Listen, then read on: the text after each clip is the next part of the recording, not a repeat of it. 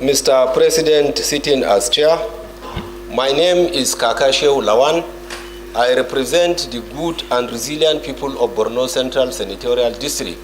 I am from Borno State, northeastern Nigeria.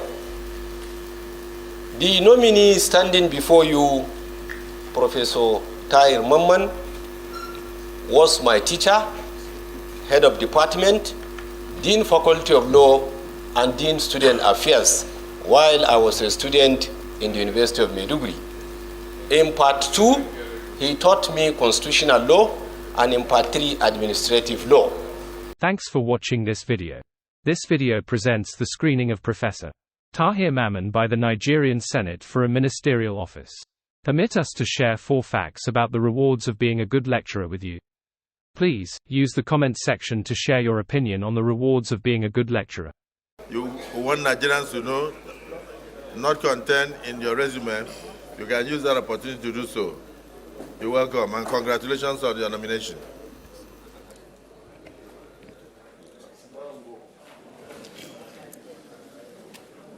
In the name of God,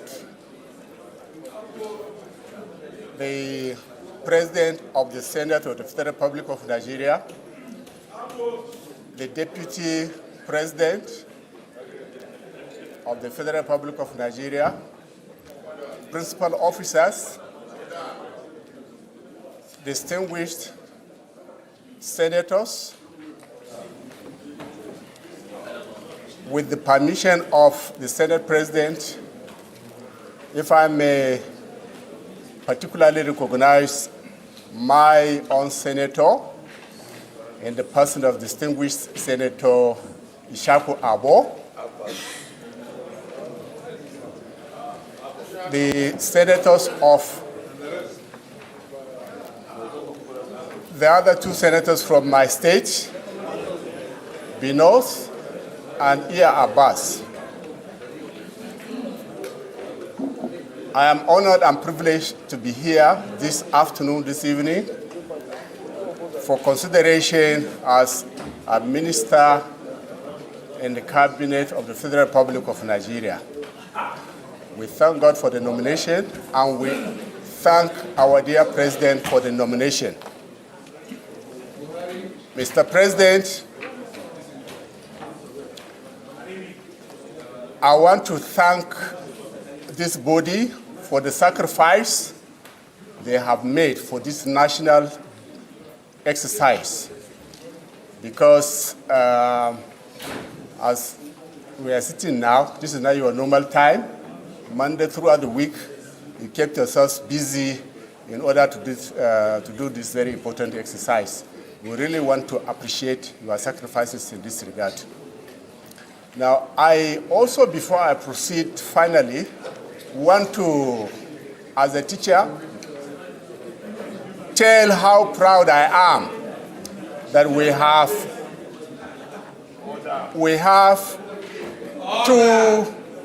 two members of this distinguished body who went, whom I mentored as a teacher in the University of Maiduguri. They are Senator Mohammed Mongono. We are very happy and proud of your presence here, sir. And Kakashew, I'm also proud of your presence in this distinguished body. Any teacher cannot be other than happy, because this is really what we want to expect our students to be. Now, having said that, I want to basically introduce myself and the surgeon, my surgeon as an educationist, where I came from, and the rest of the information that you need. First, I am from Michika in Adamawa State. It's a small town in the northern part of the state. And my father was a military man, and who provided, one of the people who provided military cover for this country before our independence. As a matter of fact, before he died, he had a metal, in one of his limbs for the 40 years he lived. Now, fortunately for us, he graduated up to 10 people by the last 15 years before he died. And I'm also happy to say that I am one of 3 professors from the family out of that number. So he's somebody we are particularly proud of and whom we celebrate. My sojourn started with a school in Ekiti in 1969-70. Then, when Nigeria was unfortunately fighting its wars, a national high school was established by the federal government at that time, from which the government drew 4 people from each of the 12 states, and I happened to be one of them. That place is in Ekiti. And we spent 2 years there. Unfortunately, after the war, the school was disbanded and every person was asked to go back to his region. Now, what is important from my experience from that school is that the 4 of us from Northeast at that time went to that place without escort. Nobody had to escort us, young men for that matter. And there was also railway, the choice of a railway from Maiduguri that we took, drop off either Offa or Ibadan, and then proceed to that place. So that was our country. And that message is very important for us to take home because of the challenge that we have now and what we need to do to have the Nigeria of our dream. Now, having worked in the school for most number of years, I went back to the Northeast and finished in GSS Yola in 1974. From where I proceeded to Ahmadu Bello University after joining the service of Adamawa State, Gongola State then, as a clerical staff. So we went on in service. I went to Ahmadu Bello University between 77, 79, did diploma, and then from there, I finished the degree 1980 to 1983. From where I proceeded to the law school in Lagos, and then finished from there. In the 2 institutions, I finished with a 2-1. I belong to the category of students with the best results from both the university and the law school.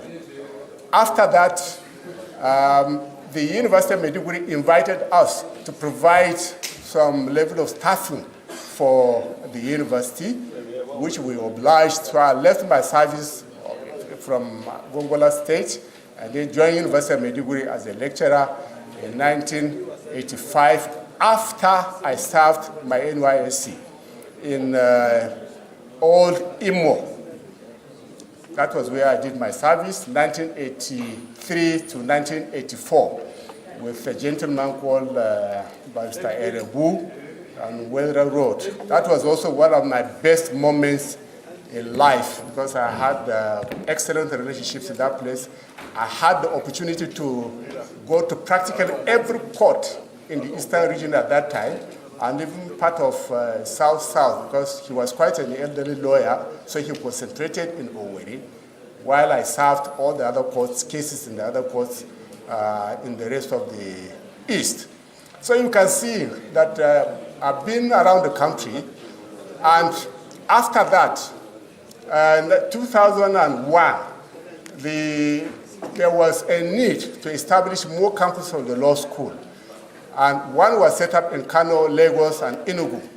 Now, through a competitive process, I became the pioneer head and deputy DG of the one in Kano, which I managed for 4 years and brought up the population of students from that time from 150 at inception to almost 1,000 by the time I left in 2004.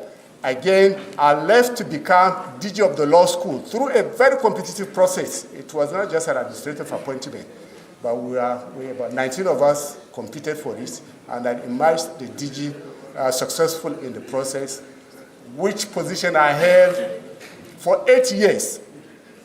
Now, when I came in 2005, we met on ground close to 10,000 students who had problems with admission to Nigerian law school. It was called a backlog crisis at that time. And so we worked out a formula, cleared that number in 3 years, and then restored the law school to its basic job of admitting regular students from the universities. And we also, to ensure that that problem doesn't recur, I got the approval of the federal government to establish 2 more campuses of the law school. One I took to Bayelsa, one I took to Northeast, and it was the reason for the distribution. Other zones had campuses, except South, South, and Northeast. So I persuaded the government that for fairness and equity, one should be taken to the South, South, and one to the Northeast, and that was what happened. And then the third thing, major thing which I did in the law school when I was the DG was, I met the way the students, trainees were handled. We thought it was not in line with the law that set up the institution, because it's supposed to provide practical training for lawyers, you know, in ethics and the daily practices of the legal profession. So we thought the law school was training students the way universities were training LLB students. So a program that was run for 40 years, we jettisoned it, brought in a reform, and then brought in that ensured a practical training for lawyers in Nigeria until date. This is the program that is being run. Now, after I retired in 2013 from the law school, I went to contest. I joined the APC and contested for the governorship of the state in 2015. Unfortunately, I didn't emerge as the candidate of the party. Now, from there, the owner of Bayes University invited me for the second time, you know, to come and help out with his university, which offer I accepted, and a few months after I became the vice chancellor of the university. And while I was doing the job of the VC, I continued with my job in the political terrain. So I was appointed as a member representing the Northeast to the National Caretaker Committee, Extraordinary Committee of the party in 2020. And while there, I served to a large extent as the legal advisor, and also in the process had the opportunity to chair the constitution review of the party, which for some time we were told there were a lot of efforts to review the constitution, but it didn't work. So we were able to accomplish that task. Then thirdly, while there, we were also involved in a lot of troubleshooting. Working with Ken Enamani, we were almost a 2-man squad together with other people. One of our distinguished senators was also with us. And so that's how I was very, very active at the National Caretaker Committee. And during those tumultuous periods, the advice we offered helped to stabilize the party. You remember the Jegede case in the Supreme Court. That the advice we offered, I had the opportunity even to address the 21, 22 governors of the APC at that time when to provide some legal guidance on the matter. Unfortunately, that guidance was accepted, and that was what contributed to settling the issue, and the party moved on from there. So, distinguished ladies and gentlemen, my last job, as I said, is Vice Chancellor Bayes University. Those who know that university will understand that it's one of the leading institutions now. So with these brief remarks, it's my honor and pleasure once more to be invited and considered by this distinguished body for this position.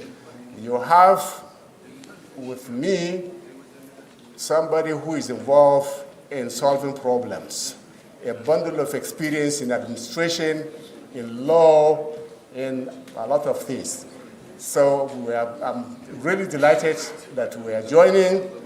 We may be subject to the confirmation, if confirmed, that we will be joining the President of the Federal Republic of Nigeria to achieve the agenda of this government. And what I may conclude with is, in the life of human beings, which also extend to nations, there's a tide, as Julius Caesar said, in the affairs of people, which taken will lead to fortune. And I believe this is where we are. We have a president who has the pedigree and the resolve to take us to the land of our dream. And we are happy, if confirmed by the Senate, to be part of that dream. Thank you very much. Thank you, Prof. For many of us who are lawyers, you need no introduction.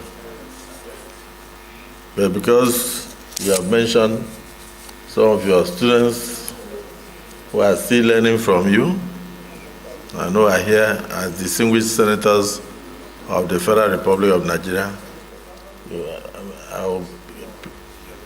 Effective lecturers have the power to inspire and shape the minds of their students. They can impart knowledge, critical thinking skills, and a passion for learning, positively impacting their students' academic and personal growth. Impactful education refers to the significant and lasting influence of effective teaching and learning experiences on students' knowledge, skills, attitudes, and personal development. An impactful educator goes beyond simply conveying information. They engage, inspire, and challenge students to think critically, apply what they've learned, and develop a deeper understanding of the subject matter. I have the indulgence of the Senate to recognize one or two of the students of Prof. It's not easy to be a Director General of Nigerian Law School. It's not easy to be a Senior Advocate of Nigeria.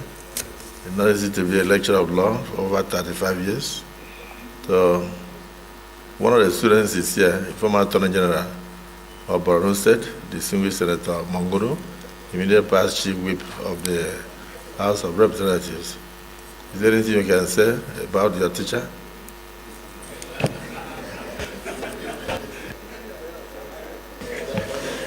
Distinguished Senate President, distinguished senators, my name is Mohamed Tahir Mamman.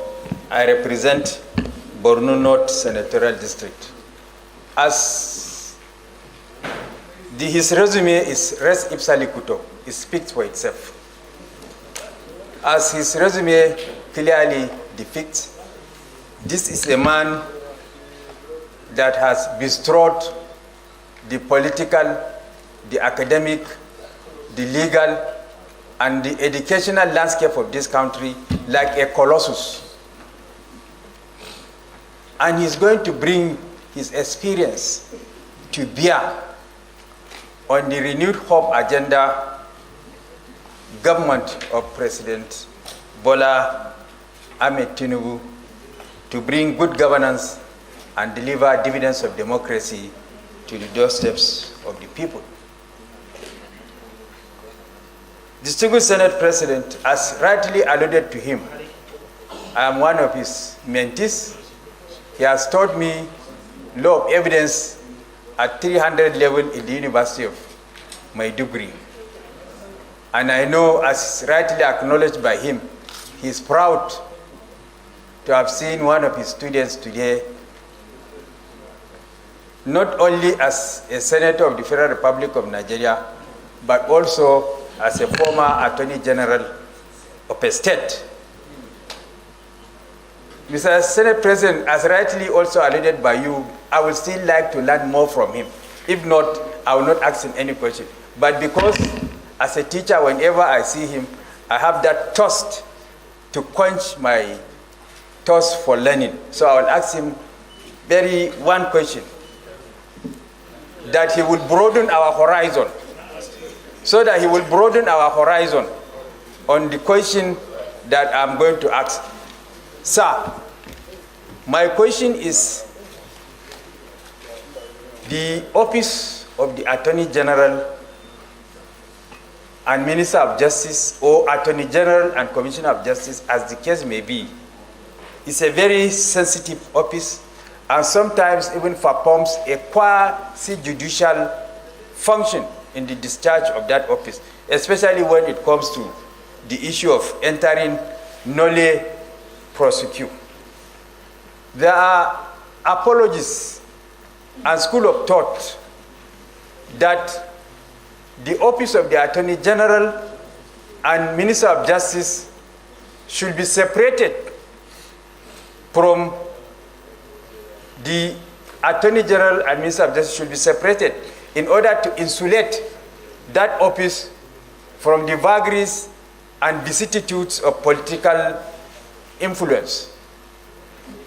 So my question is, ceteris paribus, I learned that word from you.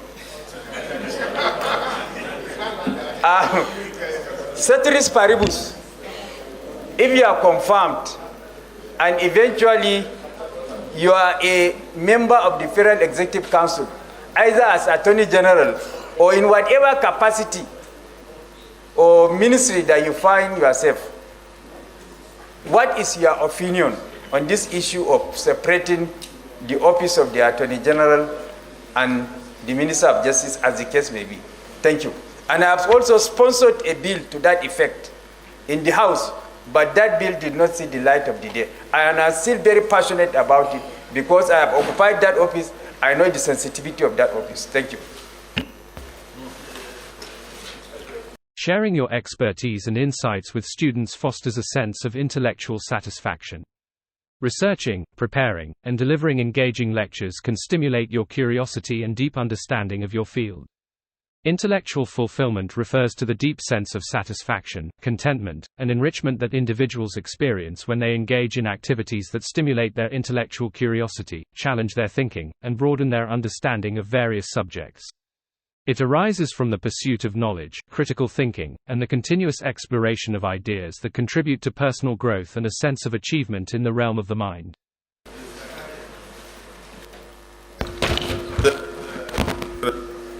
Thank you, Mr.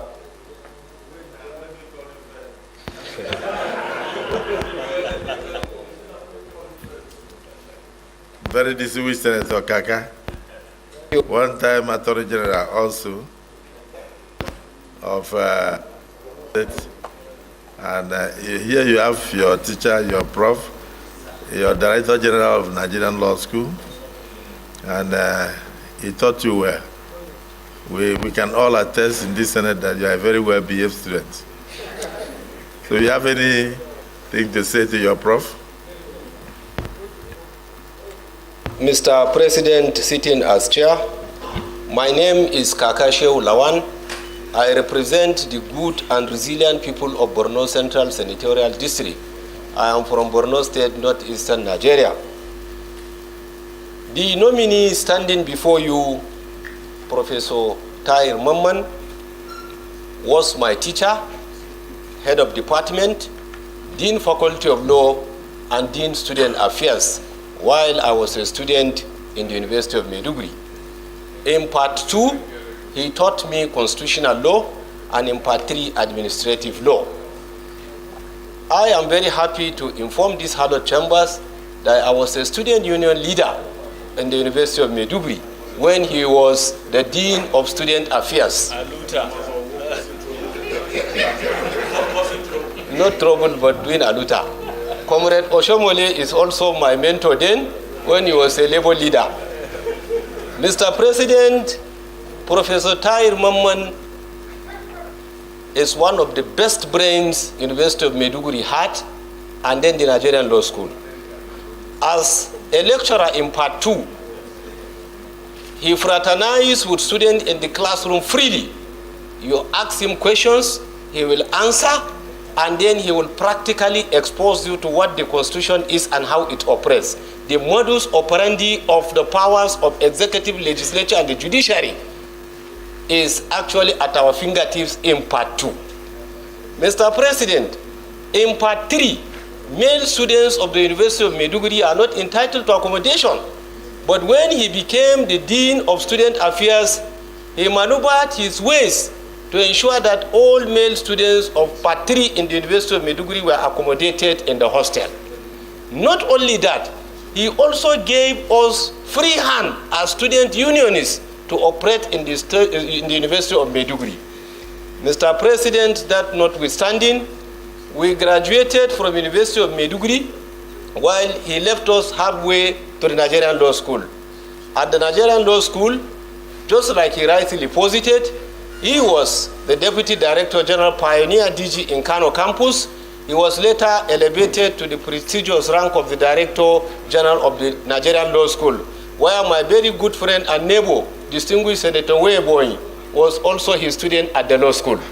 So we are not only two, but he has another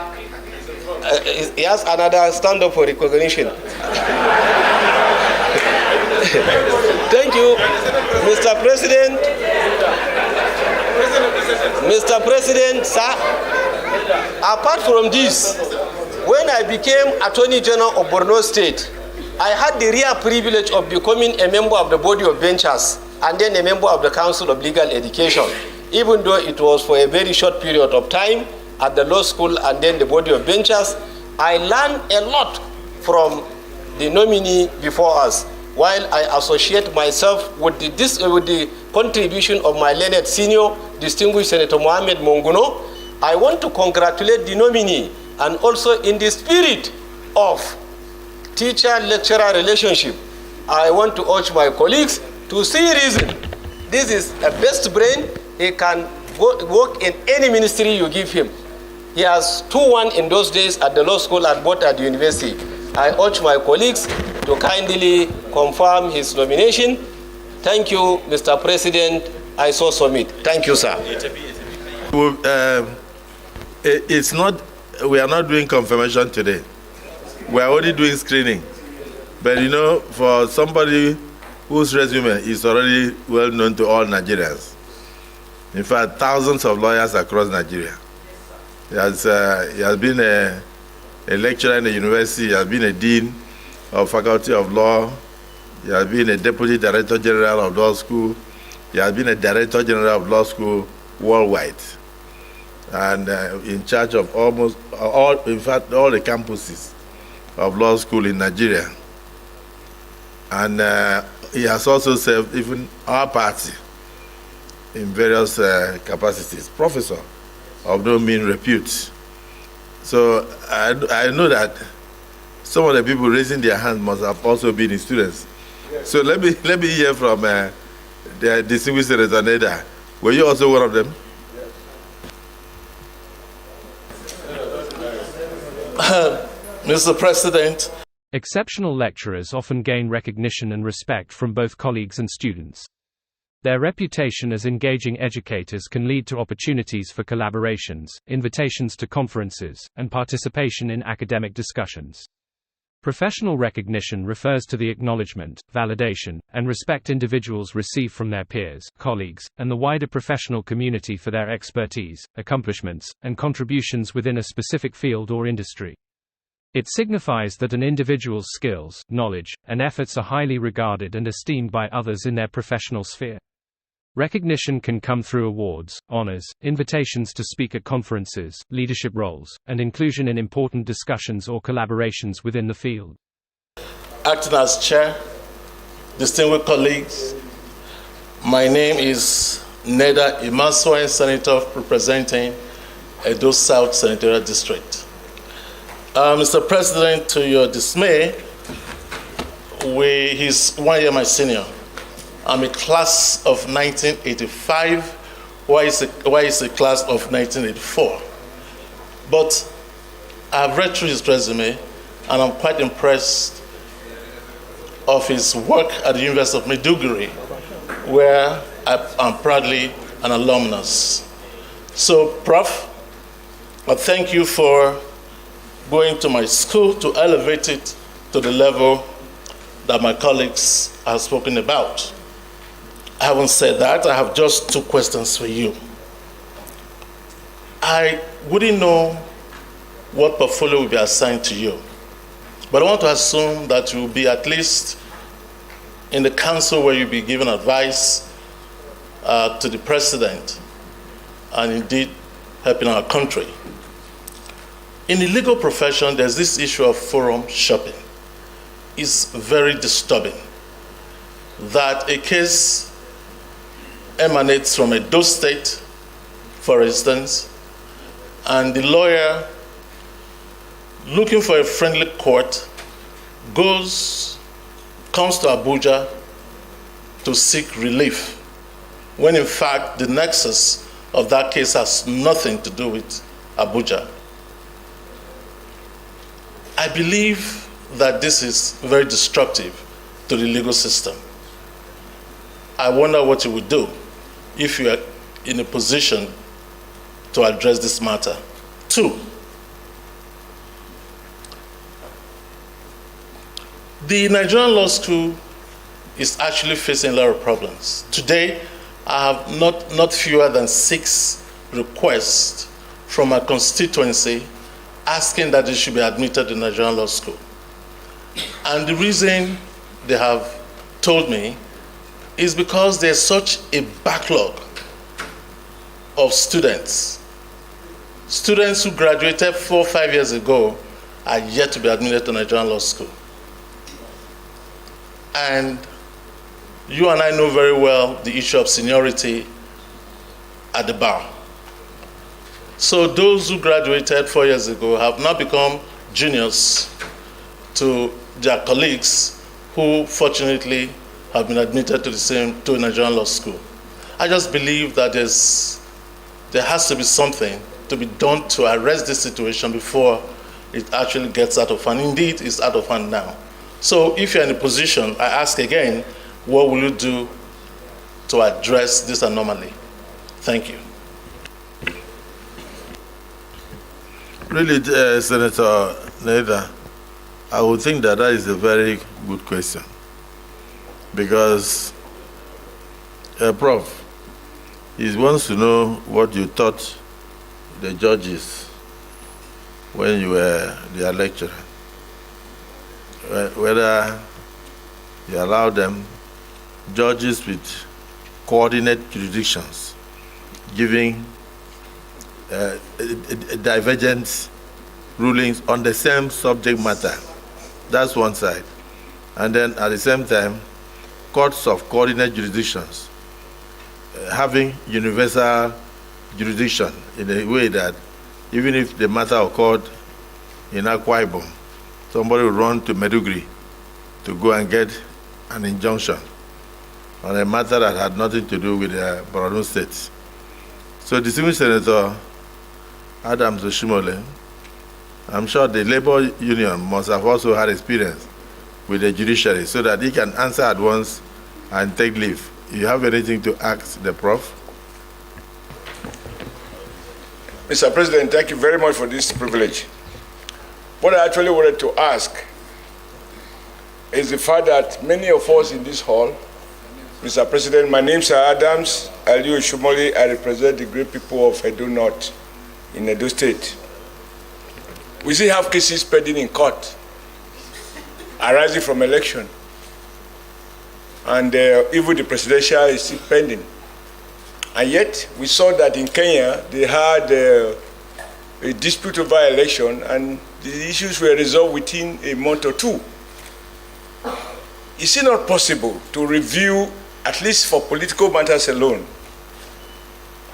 to assist us as parliamentarians, if that becomes necessary, to amend the Electoral Act and matters related to election in such a way that between the end of an election and when the people are due to be sworn in, those who won or lost, that the issues in dispute are resolved. Because the English legal system, from which I understand we borrow our own legal system, they have a way of dispensing justice within months. And this 160 days at one court, another 160 days at another court, so that means that nobody is sure of the security or otherwise of his tenure till almost half of the term is over. There have been improvement thanks to the Senate and the House of Rep who have tried to bridge the gap. But some of us think that maybe much more can be done. And what is the role of lawyers? Even the question raised by my brother from Edo South, where those cases are filed, not just they give conflicting judgment, but even the fact that a federal high court will entertain a matter, knowing very well that that matter is also pending in another high court, like even the work going on now in Edo State. Without it, I'm not going to mention the specifics, so it's not sub judice. Thank you, Mr. President. Distinguished Senator Sass. Mr. President, sitting as chair, distinguished colleagues, I was just being reminded here that I'm not a lawyer, and therefore, why was I raising my hand? Let me say very clearly that I may not be a lawyer, but I'm come from the cradle of the legal profession in Nigeria. I'm from Abeokuta, Ogun Central, the home of Adetokunbo Ademola, the first indigenous Supreme Court Justice, and the home of Bola Ajibola. So I may not be a lawyer by training, I'm a lawyer by ancestry.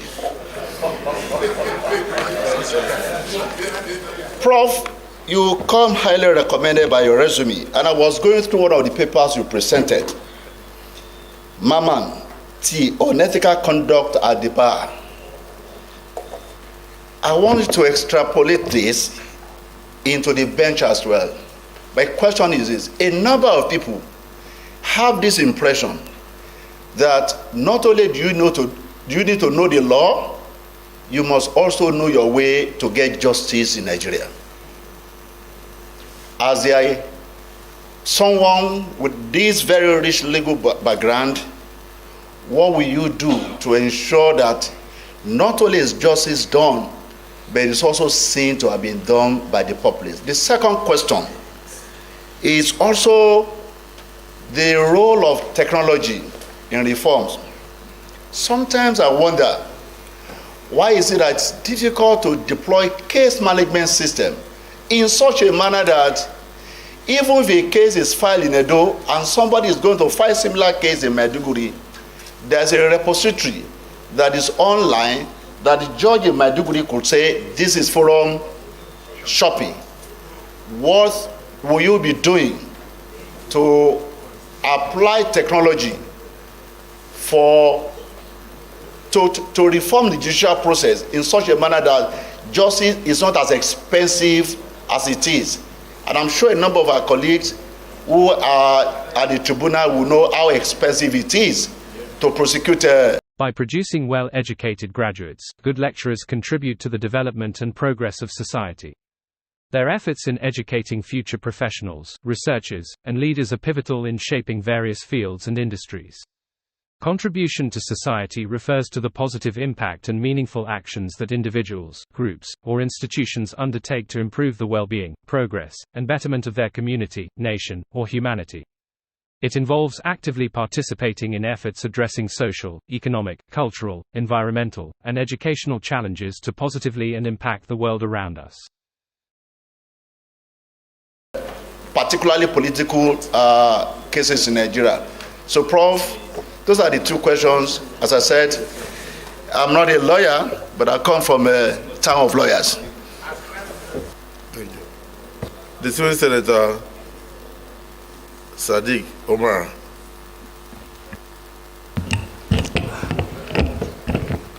Thank you, Mr. President. Sitting as chair, my distinguished colleagues, I am Sadiq Suleiman Umar. I represent Kwara North. Prof, your resume speaks enough for all of us to get clearly what you've been able to achieve in life. But of course, when we do screening in the Senate, we are not just validating your competency, capacity, we're also interested in knowing your thinking and how that thinking can affect the society. I'm going to be asking you a question as an academic. You school in Nigeria, you school in UK, you taught in a public school in Nigeria, you also are heading a private university. Today, in this century, education is capital intensive. What we are budgeting for education is almost nothing that can move us to survive in the world of today. Do you really think that Nigerian public schools, their funding, what they charge, can make public schools, public universities, produce graduates that can compete globally?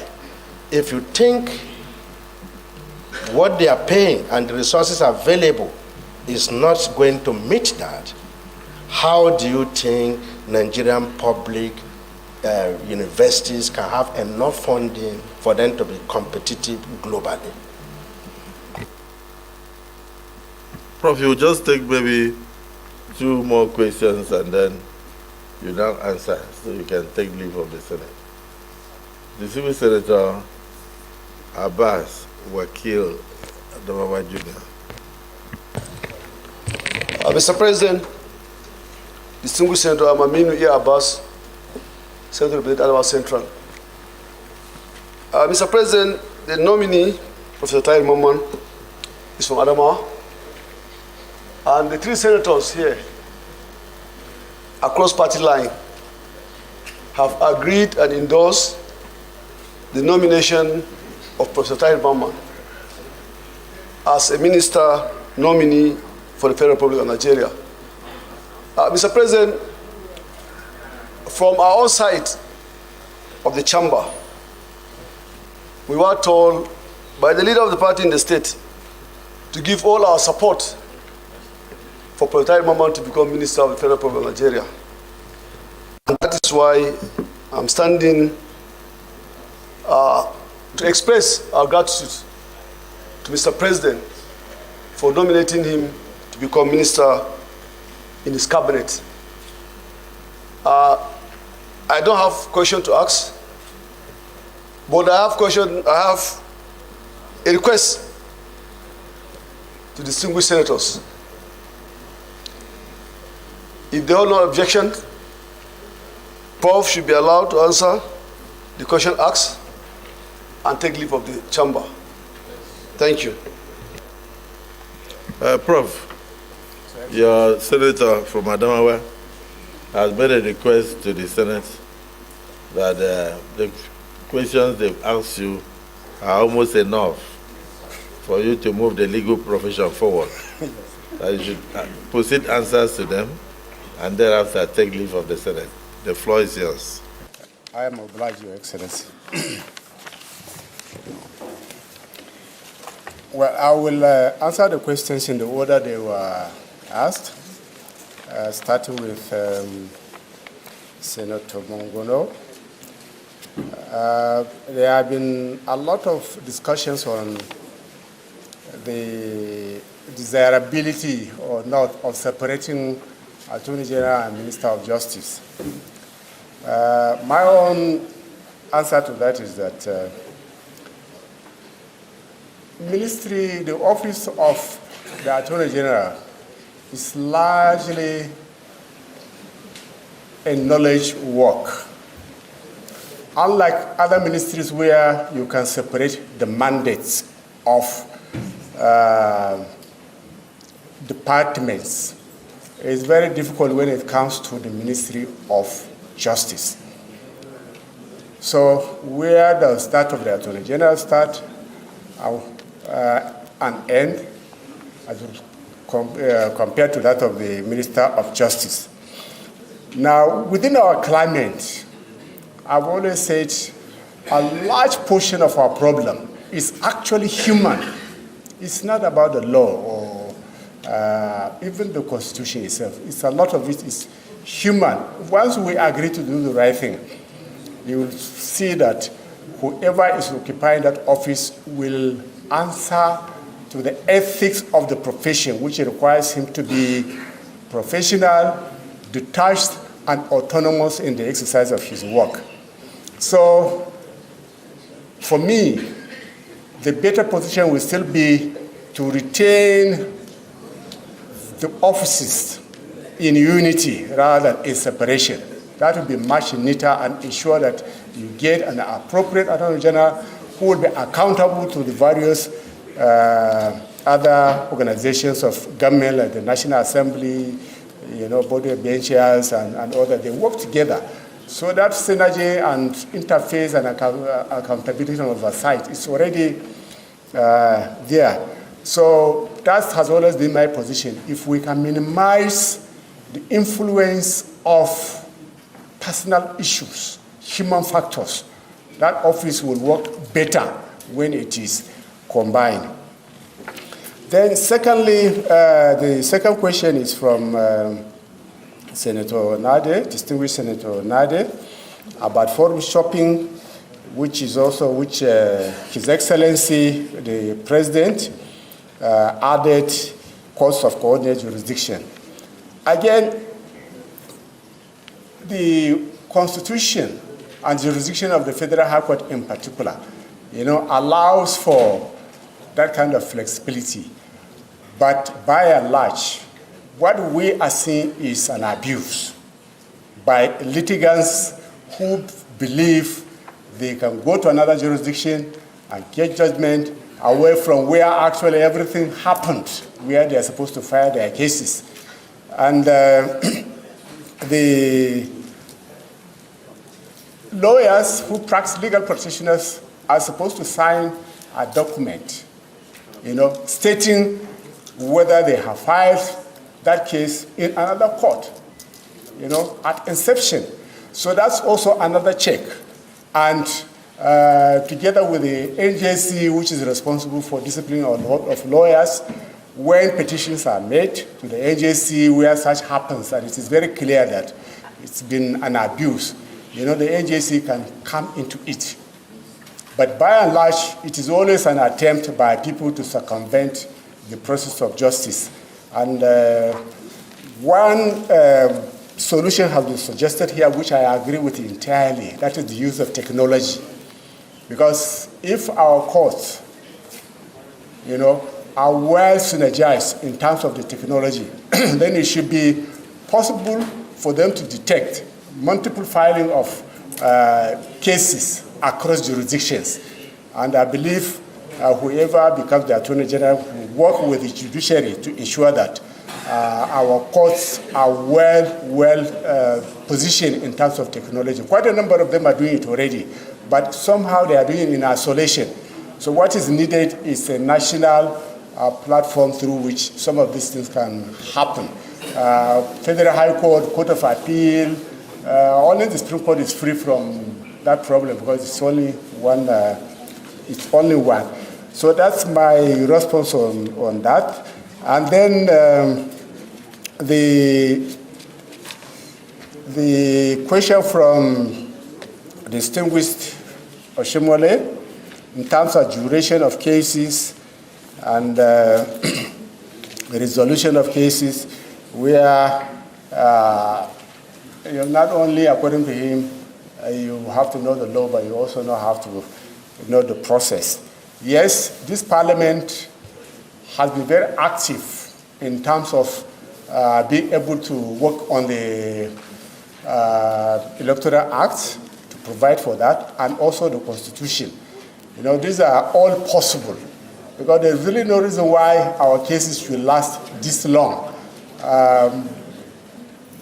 So it is quite possible. So it depends, once the new Attorney General comes on board, these are matters which can also be addressed together with the rest of other organs. Thank you, Your Excellency.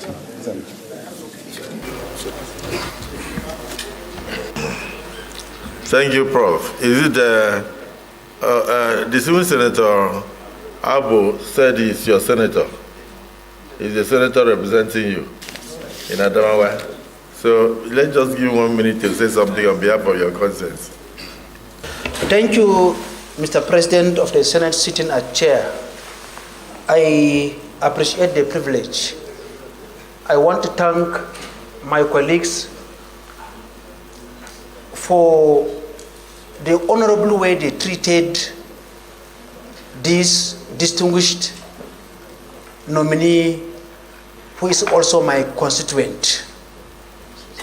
My colleagues from Adamawa I want to thank you for going around your colleagues also to lobby so that your colleagues will agree with you. That is the politics of the chamber. Mr. President, sitting in a chair, 2 Corinthians 13 verse 1 says, in the mouth of 2 or 3 witnesses shall every word be established. Everyone that speak here today speak on the kind of person that he is. It is not actually about living, but living so that when you are no longer here tomorrow, good things should be said about you. I feel so proud that every speaker testify of his goodness. Thank you so much, Mr. President. We can now respectfully again ask that he should take a bow and go. Thank you, sir. Out of the mouth of 2 or 3 witnesses. 2 Corinthians chapter 13 verses 1. Out of the mouth of 2 to 3 witnesses shall every word be established. That means what people say about you, it is important because they bear witness to you on earth. That's the word of God. Thank you, sir. Pastor Apple. Well, if I knew that it would be out of the mouth of 2 or 3, but over 9 people spoke. So so the word is more than established. Prof, thank you so much and congratulations on your nominations. You can now take leave of the Senate of the Federal Republic of Nigeria.